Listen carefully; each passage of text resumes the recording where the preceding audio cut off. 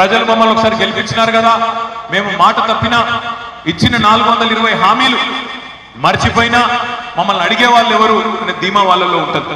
మీకేం చెప్పినారు ఎన్నికలకు ముందు? ఒక్క రుణమాఫీ మాత్రమే కాదు, రైతు బిడ్డలందరూ గుర్తు చేసుకోవాలి. కేసీఆర్ 10,000 ఇస్తున్నాడు రైతు బంధు, నేను రాగానే 15,000 ఇస్తా అన్నాడు. అన్నాడా లేదా? అన్నాడు. మరి 15,000 వచ్చినాయి ఎవరికన్నా?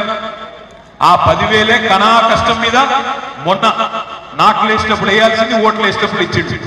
అదే విధంగా మళ్ళొక్కసారి గుర్తు తెచ్చుకోండి, కేసీఆర్ కేవలం భూస్వాములకే ఇస్తున్నాడు, నేను కౌలు రైతులకు కూడా రైతు భరోసా ఇస్తా అన్నాడు.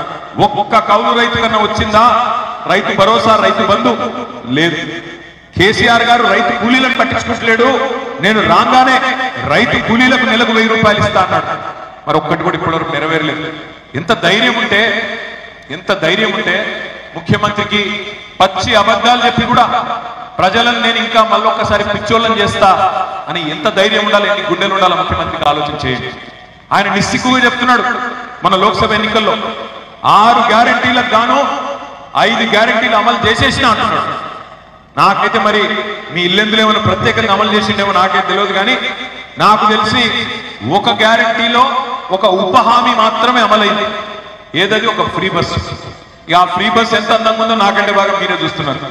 మహిళలు అనుకుంటున్నారు, జుట్లు పట్టుకుంటున్నారు, మగవాళ్ళు ఏమో టికెట్లు కొని తిట్టుకుంటా ఉన్నారు. ఎందుకు పెట్టిండయ్యా ఈ ఫ్రీ బస్ అని చెప్పి అటు లేడీస్ తిట్టుకుంటున్నారు, ఇటు మగవాళ్ళు కూడా తిట్టుకునే పరిస్థితి. ఇక్కడికి వస్తుంటే ఇప్పుడే హరిప్రియ గారు చెప్తున్నారు, నిన్న కొనిజర్ల దగ్గర, మన ఖమ్మం జిల్లాలో కొనిజర్ల దగ్గర ఒక లేడీ ఫుడ్ బోర్డింగ్ చేస్తుంటే కింద